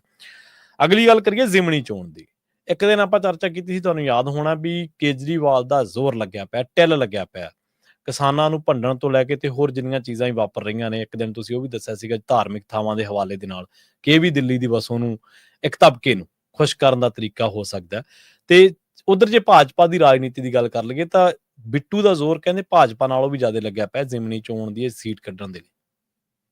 ਪ੍ਰਵੀਨ ਜੀ, ਵੈਸੇ ਤਾਂ ਇਹ ਕਮਾਲ ਦਾ ਵਰਤਾਰਾ ਹੈ ਜੀ ਕਿ ਅਜੇ ਜ਼ਿਮਨੀ ਚੋਣ ਦੀ ਤਰੀਕ ਆਈ ਨਹੀਂ ਤੇ ਫੋਕਸ ਸਾਰਾ ਲੁਧਿਆਣੇ ਤੇ ਹੋ ਗਿਆ। ਹਾਂਜੀ ਬਿਲਕੁਲ। ਤੇ ਸ਼ਾਇਦ ਇਹ ਸਰਕਾਰਾਂ ਨੂੰ ਸੂਟ ਕਰਦਾ ਹੈ। ਹਾਂਜੀ ਕਿ ਜਿੰਨੇ ਪੰਜਾਬ ਦੇ ਮਸਲੇ ਨੇ ਉਹ ਸਾਰੇ ਦਰਕਨਾਰ ਹੋ ਜਾਂਦੇ ਨੇ, ਸਾਰੇ ਮੁੱਦੇ ਇੱਕ ਪਾਸੇ ਹੋ ਜਾਂਦੇ ਨੇ, ਚੋਣ ਮੁੱਦਾ ਹਾਵੀ ਹੋ ਜਾਂਦਾ ਤੇ ਉਹਦੀ ਚਰਚਾ ਚੱਲਦੀ ਰਹਿੰਦੀ ਹੈ, ਕੌਣ ਜਿੱਤੂ, ਕੌਣ ਹਾਰੂ, ਕਿਹੜਾ ਆ ਰਿਹਾ, ਕਿਹੜਾ ਜਾ ਰਿਹਾ, ਕਿਹੜੇ ਲੀਡਰ ਨੇ ਕਿਹਨੂੰ ਕੀ ਕਹਿਤਾ, ਸੋ ਚੀਜ਼ਾਂ ਚੱਲਦੀਆਂ। ਮਤਲਬ ਮੁੱਖ ਮੁੱਦਿਆਂ ਤੋਂ ਧਿਆਨ ਭਟਕਾਉਣ ਦੇ ਲਈ ਜ਼ਿਮਨੀ ਚੋਣ ਬਹੁਤ ਸਹਾਈ ਹੈ। ਪਰ ਜਿੱਥੇ ਸੱਤਾਧਾਰੀ ਧਿਰ ਨੂੰ ਹਮੇਸ਼ਾ ਇਹ ਹੁੰਦਾ ਕਿ ਜ਼ਿਮਨੀ ਚੋਣ 'ਚ ਉਹਦਾ ਐਜ ਰਹਿੰਦਾ, ਉੱਥੇ ਜਿਹੜੇ ਪਹਿਲਾਂ ਜਿੱਤੇ ਹੁੰਦੇ ਨੇ ਉਹਨਾਂ ਨੂੰ ਵੀ ਉੱਥੇ ਦੇ ਮਾਹੌਲ ਦਾ ਪਤਾ ਹੁੰਦਾ। ਤੇ ਜੇ ਇਸ ਤਰੀਕੇ ਨਾਲ ਕਾਂਗਰਸ ਇਹ ਸੋਚਦੀ ਹੈ ਕਿ ਸ਼ਾਇਦ ਭਾਰਤ ਭੂਸ਼ਣ ਆਸ਼ੂ ਰਾਹੀਂ ਅਸੀਂ ਸੀਟ ਕੱਢ ਲਾਂਗੇ, ਫਿਰ ਬੀਜੇਪੀ ਵੀ ਰਵਨੀਤ ਬਿੱਟੂ ਰਾਹੀਂ ਸੋਚ ਸਕਦੀ ਹੈ। ਰਵਨੀਤ ਬਿੱਟੂ ਤੇ ਭਾਰਤ ਭੂਸ਼ਣ ਆਸ਼ੂ ਇੱਕੋ ਸੀ। ਹਾਂਜੀ ਬਿਲਕੁਲ ਸਹੀ। ਇੱਕੋ ਸਿੱਕੇ ਦੇ ਦੋ ਪਹਿਲੂ ਰਹੇ ਨੇ, ਉਸੇ ਹਲਕੇ 'ਚ ਵਿਚਰੇ ਨੇ, ਉੱਥੇ ਹੀ ਸਾਰਾ ਕੁਝ ਇਹਨਾਂ ਦਾ ਤਾਣਾ ਬਾਣਾ ਰਿਹਾ। ਰਵਨੀਤ ਬਿੱਟੂ ਉੱਥੋਂ ਮੈਂਬਰ ਪਾਰਲੀਮੈਂਟ ਜਿੱਤਦੇ ਰਹੇ ਨੇ। ਤੇ ਪਰ ਇਸ ਵਾਰ ਲੋਕ ਸਭਾ ਚੋਣ 'ਚ ਜੇ ਰਵਨੀਤ ਬਿੱਟੂ ਹਾਰੇ, ਜਿਹੜੀ ਸੀਟ ਤੋਂ ਗੋਗੀ ਹੋਰੀ ਜਿੱਤੇ ਬੇ ਸੀ, ਜਿੱਥੇ ਹੁਣ ਜ਼ਿਮਨੀ ਚੋਣ ਹੋਣੀ ਆ, ਉਸ ਸੀਟ ਤੋਂ ਰਵਨੀਤ ਬਿੱਟੂ ਦੀ ਲੀਡ ਸੀ ਲੋਕ ਸਭਾ ਚੋਣਾਂ 'ਚ। ਅੱਛਾ। ਤੇ ਜੇ ਰਵਨੀਤ ਬਿੱਟੂ ਦੀ ਉੱਥੋਂ ਲੀਡ ਸੀ ਤਾਂ ਬੀਜੇਪੀ ਕਿਉਂ ਨਹੀਂ ਸੋਚੂਗੀ ਫਿਰ ਕਿ ਅਸੀਂ MLA ਸੀਟ ਜਿੱਤੀਏ? ਤੇ ਬੀਜੇਪੀ ਤਾਂ ਚਾਹੂਗੀ ਉਹ ਇਸ ਸਮੇਂ। ਤੇ ਖਾਸ ਕਰਕੇ ਹੁਣ ਜਿਹੋ ਜਿਹਾ ਦ੍ਰਿਸ਼ ਕ੍ਰੀਏਟ ਕੀਤਾ ਜਾ ਰਿਹਾ ਪੰਜਾਬ ਦੇ ਵਿੱਚ, ਮਤਲਬ ਮਨੋਰੰਜਨ ਕਾਲੀਆ ਦੇ ਘਰੇ ਅਫਸੋਸ ਪ੍ਰਗਟਾਉਣ ਗਏ ਲੀਡਰ ਵੀ ਉਹਦੇ ਵਿੱਚੋਂ ਲੁਧਿਆਣਾ ਕੱਢਣ ਨੂੰ ਫਿਰਦੇ ਨੇ। ਸਹੀ ਕਿਹਾ। ਉਸੇ ਚ ਲੁਧਿਆਣਾ ਕੱਢ ਲਈਏ ਉਸ ਗ੍ਰਨੇਡ ਧਮਾਕੇ ਚੋਂ ਹੀ। ਸੋ ਉੱਥੇ ਫਿਰ ਬੀਜੇਪੀ ਕਿਉਂ ਨਹੀਂ ਸੋਚੂਗੀ? ਹੁਣ ਬੀਜੇਪੀ ਤਾਂ ਇਹ ਚਾਹੁੰਦੀ ਹੈ ਕਿ ਅਸੀਂ ਜ਼ਿਮਨੀ ਚੋਣ ਇਸ ਲਈ ਜਿੱਤੀਏ ਤਾਂ ਕਿ 2027 ਚ ਸਾਨੂੰ ਦਿਖਾਉਣ ਨੂੰ ਹੋ ਜਾਵੇ ਕਿ ਲਓ ਜੀ ਲੁਧਿਆਣਾ ਆ ਗਿਆ, ਹੁਣ ਤੁਸੀਂ ਵੀ ਆ ਜਾਓ। ਜੀ। ਪਰ ਰਵਨੀਤ ਬਿੱਟੂ ਕਿਉਂ ਚਾਹੁੰਦਾ? ਰਵਨੀਤ ਬਿੱਟੂ ਨੂੰ ਇਹ ਹੈ ਕਿ ਜੇ ਮੈਂ ਲੋਕ ਸਭਾ ਚੋਣ 'ਚ ਇਹ ਸੀਟ ਤੋਂ ਲੀਡ ਲੈ ਸਕਦਾ ਹੈ ਨਾ, ਤੇ ਲੈ ਵੀ ਮੈਂ ਤਾਂ ਜੇ ਆਪਣਾ ਉਮੀਦਵਾਰ ਬੀਜੇਪੀ ਵਾਲਾ ਜਿਤਾ ਗਿਆ ਤੇ ਮੈਂ ਤਾਂ 2027 ਚ ਮੁੱਖ ਮੰਤਰੀ ਦਾ ਚਿਹਰਾ ਬਣ ਗਿਆ। ਮੁੱਖ ਮੰਤਰੀ ਦਾ ਚਿਹਰਾ ਬਣਨ ਦੀ ਬਹੁਤ ਕਾਹਲ ਹੈ ਬਿੱਟੂ ਨੂੰ। ਉਹਦੇ ਪਿੱਛੇ ਕਾਰਨ ਵੀ ਹੈ ਕਿ ਇੱਕ ਤਾਂ ਜਿਹੜੇ ਸਟੱਫ ਚੋਂ ਆਇਆ ਕਾਂਗਰਸੀਆਂ ਚੋਂ, ਉੱਥੇ ਸਾਰੇ ਮੁੱਖ ਮੰਤਰੀ ਦੇ ਚਿਹਰੇ ਨੇ ਅੱਜ ਦੀ ਤਰੀਕ। 11-12 ਤੋਂ ਹੀ ਤੁਰੇ ਫਿਰਦੇ ਨੇ। ਜਿਹੜਾ ਹਰੇਕ ਕਹਿੰਦਾ ਬਸ ਰਾਹੁਲ ਗਾਂਧੀ ਨਾਲ ਮੈਂ ਫੋਟੋ ਖਿਚਾਇਆ, ਮੇਰਾ ਫੋਨ ਚੱਕ ਲਿਆ, ਰਾਹੁਲ ਗਾਂਧੀ ਨਾਲ ਮੇਰੀ ਗੱਲ ਹੋ ਗਈ, ਅੰਬਿਕਾ ਸੋਨੀ ਮੇਰੀ ਭੈਣ ਬਣ ਗਈ ਹੈ ਨਾ, ਸੋਨੀਆ ਗਾਂਧੀ ਮੇਰੀ ਗੱਲ ਸੁਣਦੀ ਆ, ਖੜਗੇ ਸਾਹਿਬ ਮੈਨੂੰ ਕੋਲ ਬਿਠਾ ਲੈਂਦੇ ਨੇ, ਮੈਂ ਤਾਂ ਮੁੱਖ ਮੰਤਰੀ ਹਾਂ। ਤੇ ਉੱਥੇ ਹਰੇਕ ਕੇ ਮੁੱਖ ਮੰਤਰੀ ਤੁਰਿਆ ਫਿਰਦਾ, ਉਹਨਾਂ ਚੋਂ ਹੀ ਰਵਨੀਤ ਬਿੱਟੂ ਨਿਕਲ ਕੇ ਆਇਆ। ਸਹੀ ਹੈ, ਬਿਲਕੁਲ। ਤੇ ਰਵਨੀਤ ਬਿੱਟੂ ਦਾ ਉਹਨਾਂ ਦਾ ਇੱਕ ਕਦਮ ਵੱਧ ਹੈ। ਪਹਿਲਾਂ ਕਹਿੰਦਾ ਮੈਂ ਤਾਂ ਆਇਆ ਹੀ ਮੁੱਖ ਮੰਤਰੀ ਦੇ ਘਰ ਚੋਂ, ਮੇਰਾ ਤਾਂ ਦਾਦਾ ਸੀ। ਉਹ ਭਗਵੰਤ ਮਾਨ ਚੁਟਕਲਾ ਸੁਣਾਉਂਦਾ ਹੁੰਦਾ ਨਾ, ਕਹਿੰਦਾ ਕਿ ਮੇਰੇ ਘਰੇ ਮੂਹਰਲੇ ਦਰਵਾਜ਼ੇ ਰਾਹੀਂ ਆ ਗਿਆ। ਕਹਿੰਦਾ ਮੈਂ ਕਿਹਾ ਨਹੀਂ ਵੀ, ਕਹਿੰਦਾ ਫਿਰ ਪਿਛਲੇ ਦਰਵਾਜ਼ੇ ਨੇ ਆ ਗਿਆ, ਕਹਿੰਦਾ ਮੈਨੂੰ ਪਤਾ ਮੈਂ ਦਾਦੇ ਨਾਲ ਇੱਥੇ ਰਿਹਾ। ਸੋ ਇਸ ਲਈ ਰਵਨੀਤ ਬਿੱਟੂ ਉਸ ਕਾਹਲ 'ਚ ਹੈ। ਤੇ ਰਵਨੀਤ ਬਿੱਟੂ ਨੂੰ ਲੱਗਦਾ ਕਿ ਜਿਵੇਂ ਜ਼ਿਮਨੀ ਚੋਣ 'ਚ ਜ਼ੋਰ ਲਾ ਦੇਵਾਂ ਔਰ ਉਸੇ ਵੋਟ ਦੇ ਆਧਾਰ ਤੇ, ਲੋਕ ਸਭਾ ਵਾਲੀ ਵੋਟ ਦੇ ਆਧਾਰ ਤੇ ਇੱਥੋਂ ਲੀਡ ਮਿਲ ਜਾਵੇ, ਤਾਂ ਫਿਰ ਮੈਂ ਕਹੂੰਗਾ ਜੀ ਕਿ ਮੈਂ ਪਹਿਲਾ ਖਾਤਾ ਖੋਲਿਆ ਤੁਹਾਡਾ ਇੰਡੀਪੈਂਡੈਂਟ, ਲਓ ਜੀ ਮੈਂ ਤੁਹਾਨੂੰ ਜਿਤਾ ਕੇ ਦਿੱਤੀ ਹੈ ਸੀਟ। ਇਸ ਲਈ ਤੁਹਾਨੂੰ ਸਿੱਖ ਚਿਹਰਾ ਵੀ ਹੈ। ਹੁਣ ਇਹ ਸਿੱਖ ਚਿਹਰਾ ਪੰਜਾਬ ਪ੍ਰਵਾਨ ਕਰਦਾ ਜਾਂ ਨਹੀਂ ਕਰਦਾ ਇਹ ਪਤਾ ਨਹੀਂ, ਕਿਉਂਕਿ ਇਸੇ ਰਾਜਨੀਤੀ ਦੇ ਉੱਤੇ ਅੱਜ ਆਮ ਆਦਮੀ ਪਾਰਟੀ ਖੇਲਦੀ ਨਜ਼ਰ ਆ ਰਹੀ। ਉਹਨੂੰ ਲੱਗਦਾ ਕਿ ਬੀਜੇਪੀ ਅਜੇ ਪੰਜਾਬ 'ਚ ਪਰਿਵਾਰ ਨਹੀਂ ਚੜ੍ਹਨੀ, ਪਰ ਸ਼ਹਿਰਾਂ 'ਚ ਸ਼ਾਇਦ ਅਸੀਂ ਬੀਜੇਪੀ ਵਾਲਾ ਫਾਰਮੂਲਾ ਬਣਾ ਕੇ ਅਸੀਂ ਉਹ ਵੋਟ ਇਕੱਠੀ ਕਰ ਲਈਏ। ਸੋ ਇਸ ਲਈ ਪੰਜਾਬ ਨੂੰ ਅੱਗ ਦੀ ਭੱਠੀ 'ਚ ਝੋਂਕ ਕੇ ਇਹ ਆਪਣੀਆਂ ਸਿਆਸਤ ਦੀਆਂ ਰੋਟੀਆਂ ਪਕਾਉਣਾ ਚਾਹੁੰਦੇ ਆ। ਪਾਤਰ ਸਾਹਿਬ ਦਾ ਸ਼ੇਅਰ ਹੈ ਨਾ ਕਿ ਜਦੋਂ ਤੱਕ ਉਹ ਲਾਸ਼ਾਂ ਗਿਣਦੇ ਆ ਜੋ ਆਪਾਂ ਵੋਟਾਂ ਗਿਣ ਲਈ। ਸੋ ਇਹ ਉਹ ਉਧਰ ਨੂੰ ਤੁਰੀ ਜਾ ਰਹੀ ਹੈ। ਜੀ ਬਿਲਕੁਲ। ਇੱਕ ਦਿਨ ਤੁਸੀਂ ਚਰਚਾ ਵੀ ਕੀਤੀ ਸੀ, ਤੁਸੀਂ ਦੱਸਿਆ ਸੀਗਾ ਵੀ ਜਿਹੜੇ ਕਾਂਗਰਸੀ ਮੁੱਖ ਮੰਤਰੀ ਦੀ ਫੀਲਿੰਗ ਕਿਉਂ ਲੈਂਦੇ ਆ। ਉਹਨਾਂ ਨੂੰ ਲੱਗਦਾ ਵੀ ਆਮ ਆਦਮੀ ਪਾਰਟੀ ਨੂੰ ਐਂਟੀ ਇਨਕੰਬੈਂਸੀ, ਭਾਜਪਾ ਨੂੰ ਪੁੱਛਦਾ ਕੋਈ ਨਹੀਂ, ਅਕਾਲੀ ਦਲ ਖੇਰੂ ਉਹਦੇ ਹੋ ਸਕਦਾ ਸਾਡਾ ਦਾ ਲੱਗ ਜੇ, ਇਸ ਕਰਕੇ ਉਹ ਫੀਲਿੰਗ ਲੈਂਦੇ ਨੇ। ਤਾਂ ਬਿਲਕੁਲ ਉਹੀ ਜਿਹੜੇ ਵੱਟੇ ਨੇ ਕੱਲ ਰਾਹੁਲ ਗਾਂਧੀ ਨੇ ਚੰਗੀ ਕਲਾਸ ਲਈ ਆ ਉੱਥੇ ਉਹਨਾਂ ਦੀ। ਗੁਜਰਾਤ ਦੇ ਵਿੱਚ ਇਹਨਾਂ ਦਾ ਉਹ ਚੱਲ ਰਿਹਾ ਤੇ ਰਾਹੁਲ ਗਾਂਧੀ ਤਾਂ ਪਹਿਲਾਂ ਵੈਸੇ ਕਹਿ ਚੁੱਕਿਆ, ਕਹਿੰਦਾ ਵੀ ਸਾਡੇ 'ਚ 25-30% ਤਾਂ ਉਹਨੇ ਜਿਹੜੇ ਬੈਠੇ ਸਾਡੇ ਕੰਨੀ ਨੇ ਰਲੇ ਹੋਏ ਉੱਧਰ ਰਲੇ ਹੋਏ। ਤੇ ਕੱਲ ਵੀ ਉਹਨੇ ਕਹਿੰਦਾ ਲੜਾਈ ਧਰਾਤਲ ਤੇ ਲੜਨੀ ਪੈਣੀ ਹੈ, ਜੇ ਲੜਨਾ ਤਾਂ ਠੀਕ ਹੈ, ਨਹੀਂ ਜਾਓ ਜਿਹਨੇ ਜਾਣਾ। ਸਹੀ ਹੈ। ਸੋ ਮੈਨੂੰ ਲੱਗਦਾ ਕਿ RSS ਦੇ ਖਿਲਾਫ ਜਾਂ ਬੀਜੇਪੀ ਦੇ ਖਿਲਾਫ ਜਾਂ ਲੋਕਤੰਤਰਕ ਮੁੱਦਿਆਂ ਦੇ ਉੱਤੇ ਜਿਹੜੀ ਲੜਾਈ ਲੜਨ ਦੀ ਕਾਂਗਰਸ ਕੋਸ਼ਿਸ਼ ਕਰ ਰਹੀ ਆ, ਉਹਦੇ ਲਈ ਉਹਨੂੰ ਵੀ ਜ਼ਮੀਨ ਨਹੀਂ ਮਿਲ ਰਹੀ, ਕਿਉਂਕਿ ਉਹਦੇ ਲੀਡਰ ਵੀ ਪੁਰਾਣੇ ਸੱਤਾ ਹੰਢਾ ਚੁੱਕੇ ਨੇ ਤੇ ਉਹ ਅਜੇ ਵੀ ਫੀਲਿੰਗ ਇਹੀ ਚੱਕੀ ਜਾਂਦੇ ਨੇ ਕਿ ਹਾਂ ਆਪਾਂ ਤਾਂ ਸੱਤਾ 'ਚ ਆ। ਜੀ ਜੀ ਬਿਲਕੁਲ। ਤੇ ਲੋਕ ਮੁੱਦਿਆਂ ਦੀ ਲੜਾਈ ਹੁਣ ਜਦੋਂ ਟਵਿੱਟਰਾਂ ਤੇ ਲੜੋਗੇ ਤੁਸੀਂ, ਕੋਈ ਵੀ ਪਾਰਟੀ, ਪੰਜਾਬ ਦੀ ਅਕਾਲੀ ਦਲ ਦੀ ਵੀ ਇਸੇ ਦੀ ਸਥਿਤੀ ਇਹ ਬਣੀ ਆ ਨਾ ਕਿ ਅਕਾਲੀ ਦਲ ਵੀ ਧਰਾਤਲ ਤੇ ਅੱਜ ਇੰਨੇ ਮੁੱਦੇ ਨੇ ਪੰਜਾਬ ਦੇ। ਸਹੀ ਗੱਲ। ਤੇ ਜਿਹਦੇ ਲਈ ਅਕਾਲੀ ਦਲ ਪੰਜਾਬ ਤਾਂ ਛੱਡੋ ਦੇਸ਼ ਦੀ ਲੀਡ ਕਰ ਸਕਦਾ ਸੀਗਾ। ਮਤਲਬ ਤਾਮਿਲਨਾਡੂ ਜਿਹੜੀ ਲੜਾਈ ਲੜ ਰਹੇ ਉਹ ਅਕਾਲੀ ਦਲ ਨੂੰ ਲੜਨੀ ਚਾਹੀਦੀ ਸੀ। ਬਿਲਕੁਲ। ਇਸ ਲਈ ਰਾਜਨੀਤਿਕ ਪਾਰਟੀ ਜਿਹੜੀ ਵਿਰੋਧੀ ਧਿਰਾਂ 'ਚ ਬੈਠੀਆਂ ਵੀ ਨੇ ਨਾ, ਚਾਹੇ ਮੁਲਕ ਦੇ ਪੱਧਰ ਤੇ ਚਾਹੇ ਸੂਬੇ ਦੇ ਪੱਧਰ ਤੇ, ਉਹ ਲੋਕ ਮੁੱਦਿਆਂ ਦੀ ਲੜਾਈ ਲੜਨ ਦੇ ਲਈ ਤਤਪਰ ਹੀ ਨਹੀਂ ਗਈਆਂ। ਇੱਛਾ ਸ਼ਕਤੀ ਨਹੀਂ ਹੈਗੀ, ਤਾਕਤ ਨਹੀਂ ਹੈਗੀ। ਸੋ ਇਸ ਲਈ ਫਿਰ ਤੁਸੀਂ ਇਹ ਸੋਚਦੇ ਹੋ ਕਿ ਆਪਣੇ ਆਪ ਆਜੂ, ਫਿਰ ਆਪਣੇ ਆਪ ਸੱਤਾ ਨਹੀਂ ਮਿਲਦੀ ਹੁੰਦੀ। ਹੁੱਡਾ ਨੂੰ ਪੁੱਛ ਕੇ ਦੇਖ ਲਿਓ। ਸਹੀ ਗੱਲ। ਉਹਨਾਂ ਨਾਲ ਤਾਜੀ ਹੋ ਕੇ ਹਟੀ, ਉਹਨਾਂ ਨੂੰ ਯਾਦ ਵੀ ਹੋਊਗੀ। ਆ ਜਿਹੜੇ ਪੰਜਾਬ ਵਾਲੇ ਸੱਤਾਧਾਰੀ ਨੇ ਸ਼ਰਮਾ ਜੀ, ਇਹ ਵੀ ਤਾਂ ਹੁਣ ਏਦਾਂ ਹੀ ਕਰਦੇ ਨੇ, ਦਿੱਲੀ ਦਾ ਵਿਕਟਮ ਬਣੇ ਰਹਿਣਗੇ। ਸਾਡੇ ਤੇ ਜੀ ਏਜੰਸੀ ਚੜ ਕੇ ਆ ਗਈ, ਸਾਨੂੰ ਈਡੀ ਨੇ ਹਾਏ ਸਾਨੂੰ ਮਾਰਤਾ, ਸਾਨੂੰ ਐਂ ਕਰਤਾ। ਇੱਥੇ ਆ ਕੇ ਉਹੀ ਦੋਸ਼ ਤੁਹਾਡੇ ਤੇ ਲੱਗੀ ਜਾਂਦੇ ਕਿ ਫੈਡਰਲਿਜ਼ਮ ਕਰੀ ਜਾਣਗੇ, ਉਹ ਸਟੇਜਾਂ ਤੋਂ ਕਰੀ ਜਾਣਗੇ। ਫੈਡਰਲਿਜ਼ਮ ਦੀ ਜਿਹੜੀ ਤਾਮਿਲਨਾਡੂ ਦੀ ਤੁਸੀਂ ਗੱਲ ਕੀਤੀ, ਉਹਦੇ ਤੇ ਤਾਂ ਮੂੰਹ ਚੋਂ ਸੀ ਵੀ ਨਿਕਲੀ, ਕਦੇ ਚੂੰ ਵੀ ਨਹੀਂ ਕੱਢਦੇ ਉਸ ਮਾਮਲੇ 'ਚ। ਤਾਂ ਅਗਲੀ ਗੱਲ ਕਰੀਏ ਜਾਂਦੇ ਜਾਂਦੇ ਇੱਕ ਸਕਾਰਾਤਮਕ ਮਾਮਲੇ ਦੀ। ਬਹੁਤ ਜਦੋਂ ਇਸ ਤਰ੍ਹਾਂ ਦੇ ਪੰਜਾਬ ਦੇ ਮੁੱਦਿਆਂ ਦੀ ਹਨੇਰੀ ਚੱਲ ਰਹੀ ਹੋਵੇ ਤੇ ਬਹੁਤ ਸਾਰੇ ਜਿਹੜੇ ਮਸਲੇ ਨੇ ਉਹ ਇਸ ਤਰ੍ਹਾਂ ਦੇ ਹੁੰਦੇ ਨੇ ਜਿਹੜੇ ਦਰਕਨਾਰ ਹੋ ਜਾਂਦੇ ਨੇ ਸਮਾਂ ਦਰ ਸਮਾਂ। ਪਰ ਇਹੋ ਜਿਹੇ ਹਨੇਰੀਆਂ ਦੇ ਵਿੱਚ ਕਈ ਲੋਕ ਮਸ਼ਾਲਾਂ ਬਾਲਣ ਦਾ ਵੀ ਕੰਮ ਕਰਦੇ ਨੇ। ਮੋਗੇ ਦਾ ਇੱਕ ਪਿੰਡ ਆ, ਦੱਸਦੇ ਉਹਨਾਂ ਨੇ ਪਲਾਸਟਿਕ ਦੇ ਨਾਲ ਸਿੱਝਣ ਦੇ ਲਈ, ਪਲਾਸਟਿਕ ਦੇ ਨਾਲ ਲੜਨ ਦੇ ਲਈ ਆਪਣੇ ਹੀ ਪਿੰਡ ਦੇ ਵਿੱਚ ਰੀਸਾਈਕਲਿੰਗ ਫੈਕਟਰੀ ਲਾ ਦਿੱਤੀ ਹੈ ਜੀ। ਪ੍ਰਵੀਨ ਜੀ, ਮੋਗੇ ਦਾ ਪਿੰਡ ਹੈ ਰਣ ਸਿੰਘ ਕਲਾਂ। ਜੀ। ਰਣ ਸਿੰਘ ਕਲਾਂ ਪਿੰਡ ਕਿਸੇ ਸਮੇਂ ਪੰਜਾਬ ਦਾ ਸਭ ਤੋਂ ਸਾਫ਼ ਪਿੰਡ ਦਾ ਮਾਣ ਹਾਸਲ ਕਰ ਚੁੱਕਿਆ। ਹਾਂਜੀ, ਰਣਸੀਂਹ ਕਲਾਂ ਸ਼ਾਇਦ। ਹਾਂ, ਰਣਸੀਂਹ ਕਲਾਂ। ਹਾਂਜੀ। ਇਹ ਇਸੇ ਪਿੰਡ ਨੇ ਮਤਲਬ ਮੁਲਕ ਦੇ ਵਿੱਚ ਵੀ ਚੰਗਾ ਨਾਮਣਾ ਖੱਟਿਆ। ਜੀ। ਅਵਾਰਡ ਵੀ ਇਹਨੂੰ ਕਈ ਕੇਂਦਰ ਵੱਲੋਂ ਵੀ ਕਈ ਯੋਜਨਾਵਾਂ 'ਚ ਇਹਨੂੰ ਸ਼ਾਬਾਸ਼ੀ ਮਿਲੀ, ਇਨਾਮ ਮਿਲਿਆ। ਹਾਂਜੀ ਬਿਲਕੁਲ। ਔਰ ਇਹ ਇਨਾਮ ਸਨਮਾਨ ਲੈ ਕੇ ਵੀ ਪਿੰਡ ਠਰਮੇ ਨਾਲ ਨਹੀਂ ਬੈਠਿਆ, ਉਹ ਆਪਣੀ ਜੱਦੋਜਹਿਦ ਉਸੇ ਤਰ੍ਹਾਂ ਬਰਕਰਾਰ ਰੱਖ ਰਿਹਾ। ਠੀਕ ਹੈ। ਉੱਥੋਂ ਦੀ ਪੰਚਾਇਤ ਨੇ ਗਿੱਲਾ ਤੇ ਸੁੱਕਾ ਕੂੜਾ ਅੱਡੋ-ਅੱਡ ਕਰਨ ਦਾ ਫਾਰਮੂਲਾ ਚਲਾਇਆ ਜੀ। ਔਰ ਉਸ ਫਾਰਮੂਲੇ ਦੇ ਵਿੱਚੋਂ ਜਿਹੜੇ ਆਪਣੇ ਪੱਤੇ ਪੁੱਤੇ ਜਾਂ ਇਹ ਛਿਲਕੇ ਸਬਜ਼ੀਆਂ ਭਾਜੀਆਂ ਵਾਲੇ ਜੀ, ਉਹਨਾਂ ਚੋਂ ਖਾਦ ਬਣਾਈ। ਉਹ ਖਾਦ ਵੇਚਦੇ ਨੇ ਉਹ ਬਕਾਇਦਾ। ਤੇ ਦੂਸਰੇ ਪਾਸੇ ਜਿਹੜੀ ਪਲਾਸਟਿਕ ਆਉਂਦੀ ਹੈ ਉਹਨੂੰ ਰੀਸਾਈਕਲਿੰਗ ਲਈ ਆਪਣੀ ਫੈਕਟਰੀ ਲਾ ਲਈ ਜੀ। ਔਰ ਜਿਹੜੇ ਗਿੱਲਾ ਸੁੱਕਾ ਕੂੜਾ ਅੱਡੋ-ਅੱਡ ਕਰਕੇ ਲਿਆਉਂਦੇ ਨੇ ਪਿੰਡ ਵਾਲੇ, ਉਹਨਾਂ ਲਈ ਘੜੀਆਂ, ਕੁੱਕਰ, ਪ੍ਰੈਸ ਇਹੋ ਜਿਹੇ ਇਨਾਮ ਰੱਖੇ ਨੇ। ਠੀਕ ਹੈ। ਉਹ ਕਹਿੰਦੇ ਕਿ ਅਸੀਂ ਇਹ ਇਨਾਮ ਦੇ ਕੇ ਵੀ ਪ੍ਰੋਫਿਟ ਚਾਹੁੰਦੀ ਹੈ ਪੰਚਾਇਤ ਸਾਡੀ। ਤੇ ਉਹ ਪਲਾਸਟਿਕ ਤੋਂ ਅਸੀਂ ਉਹ ਕਣ ਬਣ ਜਾਂਦੇ ਨੇ ਜਦੋਂ, ਤੇ ਉਹ ਕਣਾਂ ਨੂੰ ਫੈਕਟਰੀਆਂ ਵਾਲੇ ਸਾਡੇ ਤੋਂ ਖਰੀਦ ਕੇ ਲੈ ਕੇ ਜਾਂਦੇ ਨੇ, ਉਹਨਾਂ ਦੀਆਂ ਕੁਰਸੀਆਂ ਮੇਜ਼ ਬਣਾਉਂਦੇ ਨੇ। ਅੱਛਾ ਜੀ, ਵਾਹ। ਤੇ ਕਹਿੰਦੇ ਅਸੀਂ ਤਾਂ ਇਹ ਹੈ ਕਿ ਕੱਲ ਨੂੰ ਫੈਕਟਰੀ ਬੜੀ ਕਰ ਲਈ, ਆਲੇ ਦੁਆਲੇ ਪਿੰਡਾਂ ਵਾਲੇ ਵੀ ਇਸ ਕੰਮ ਲਈ ਸਾਡੇ ਨਾਲ ਆਉਣ ਤੇ ਉਹਨਾਂ ਦੇ ਪਿੰਡ ਵੀ ਸਾਫ਼ ਹੋ ਜਾਣਗੇ। ਸੋ ਅਜਿਹੀਆਂ ਉਦਾਹਰਨਾਂ ਹੈਗੀਆਂ ਨੇ। ਸਵਾਲ ਹੈ ਇੱਛਾ ਸ਼ਕਤੀ, ਜੇ ਕਰਨ ਤੇ ਆਉ ਤਾਂ ਕੁਝ ਵੀ ਸੰਭਵ ਹੈ। ਜੇ ਇੱਕ ਪਿੰਡ ਸਾਫ਼ ਹੋ ਸਕਦਾ ਹੈ ਤਾਂ ਪੰਜਾਬ ਕਿਉਂ ਨਹੀਂ। ਬਿਲਕੁਲ ਸਹੀ। ਰਾਜਨੀਤਿਕ ਪਾਰਟੀਆਂ ਦਾ ਵਿਜ਼ਨ ਹੋਵੇ ਤਾਂ ਹੈ। ਬਿਲਕੁਲ। ਸ਼ਰਮਾ ਜੀ, ਨਾਲ ਖਾਸ ਖਬਰਾਂ ਤੇ ਖਾਸ ਜਾਣਕਾਰੀਆਂ ਦੇ ਲਈ ਤੁਹਾਡਾ ਬਹੁਤ ਬਹੁਤ ਧੰਨਵਾਦ ਜੀ। ਬਹੁਤ ਸ਼ੁਕਰੀਆ ਜੀ। ਪ੍ਰੋਗਰਾਮ ਖਬਰ ਤੇ ਨਜ਼ਰ ਨੂੰ ਆਪਾਂ ਇੱਥੇ ਹੀ ਸਮਾਪਤ ਕਰਾਂਗੇ। ਤੁਹਾਡਾ ਸਾਰਿਆਂ ਦਾ ਵੀ ਬਹੁਤ ਧੰਨਵਾਦ। ਸਤਿ ਸ਼੍ਰੀ ਅਕਾਲ। ਜੁੜੇ ਰਹੋ ਪੰਜਾਬੀ ਰੇਡੀਓ USA ਦੇ ਨਾਲ।